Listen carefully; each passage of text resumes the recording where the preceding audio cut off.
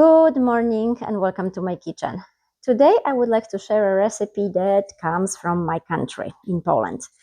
Those are popular especially for Sunday, breakfast Sunday with family, but most popular Easter weekend and my husband's favorite stuffed eggs. I will make two kinds of stuffing. One will have some bell peppers, onion and ham, and parsley or dill. And the other version will have some onion, bacon, and mushroom, and either dill or parsley. We always put something green and fresh into that. So first thing is boil the eggs. And there's lots of us who have issues with peeling the skin from the eggs once they are boiled. My trick that works every time is salt and piece of lemon. When I cut it, I put it in that boiling water and then the eggs go in. I boil them for 10 minutes. Right away, after 10 minutes is done, I will put those eggs in ice water. Couple minutes later, those are ready to be peeled and usually I have no issue whatsoever. So hopefully, for those of you who do have trouble peeling the eggs, this will be helpful. Stuffed eggs today. Welcome to my kitchen and thank you for watching. There is not too many ingredients today. Of course, eggs, some fresh parsley and dill.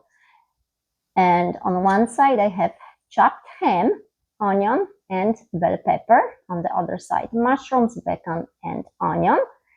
And I will need some mayo, salt and pepper. It's very simple, it's quick, but it tastes really yummy.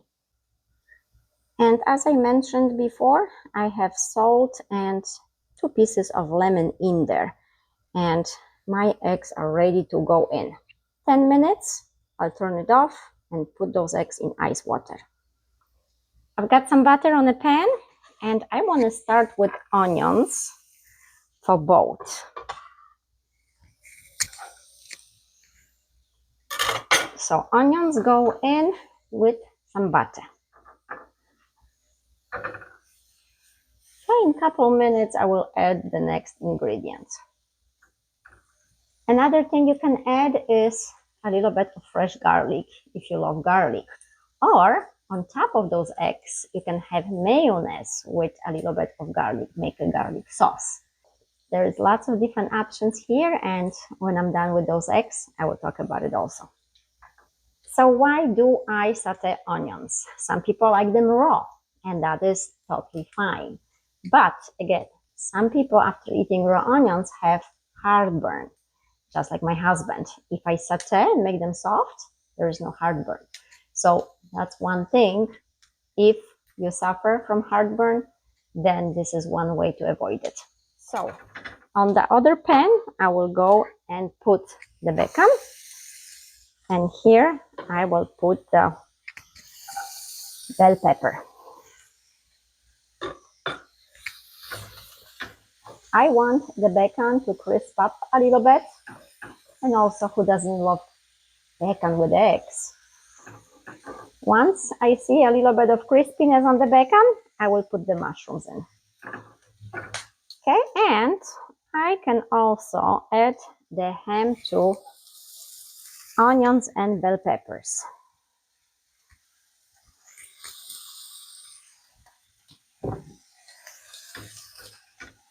And I can see that the bacon is getting a little charcoal.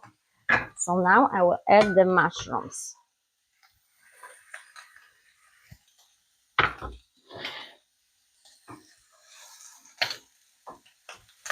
So bell pepper and ham and onion will be done a little bit faster.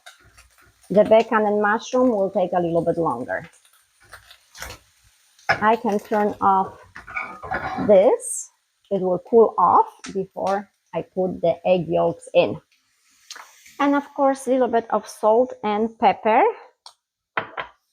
And as I mentioned before, if you wanted to add a little bit of garlic to both, you could do it as well.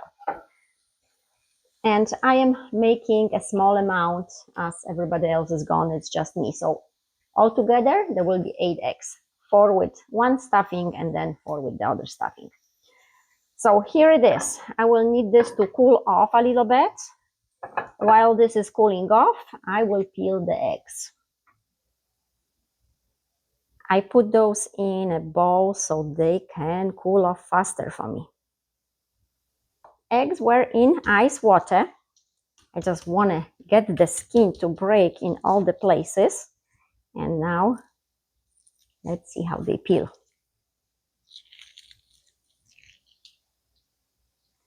I do not have any issues peeling them when I do put the salt and lemon together. It works magic. Okay, another one.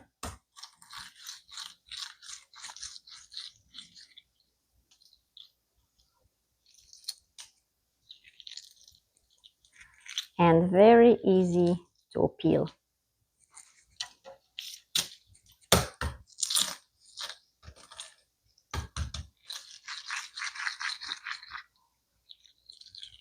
Okay, and another one, the skin comes off very easy. And last one. Last one.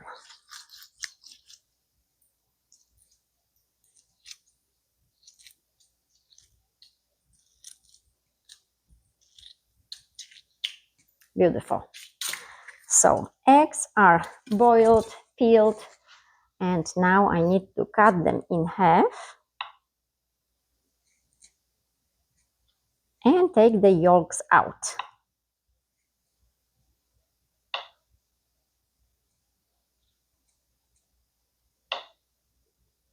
So 4 will go into one bowl to mix with the other ingredients, and then the other 4 to the other one.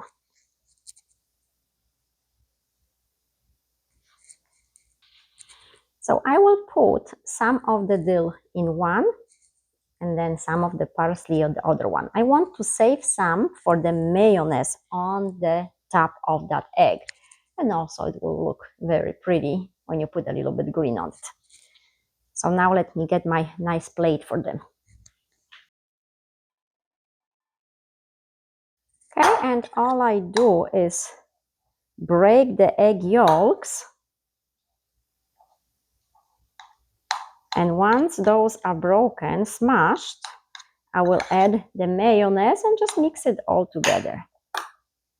So that will be stuffing for one kind of those eggs and then the other one. Okay. Couple tablespoons of mayo and just mix it up. And of course taste it to see if you need more black pepper and salt. It's fairly easy, pretty quick, looks beautiful, and tastes really, really delicious. We usually have it with the sourdough toast. I need more black pepper. I need a little bit of kick to it. And if it comes to the topping, you can put regular mayo, sprinkle it with a little bit of smoked paprika. That's how my auntie used to do. Or have fresh garlic mixed with mayo and then add dill or parsley to it. Or you can have hot sauce mixed with mayo if you like spicy food and then put on top of those eggs. So any choice or all of them, you can make them different way.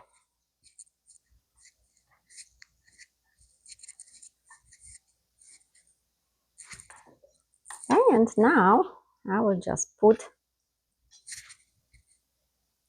a spoon into each egg.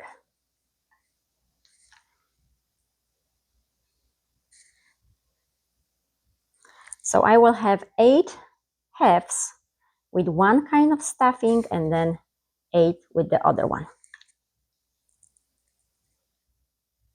I remember when I was a kid and we had those, I did not want to eat them. You know, as a kid, you're picky.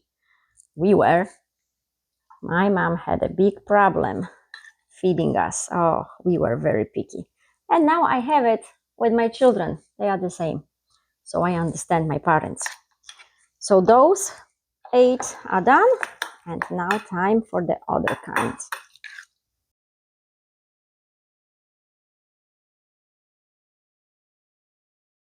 So you have 2 kinds of stuffing in one plate.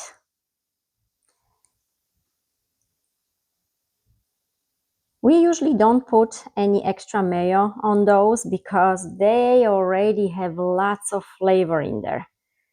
But again, if you wish to add something to it, you can either get a garlic mayo, hot sauce mayo, mayo by itself, or you can make tzatziki and put on top using the plain yogurt.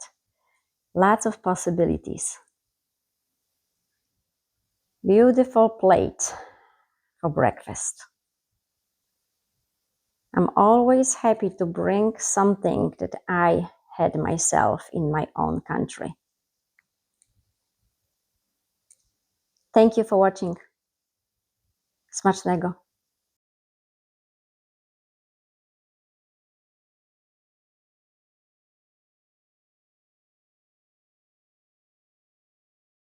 Hi again.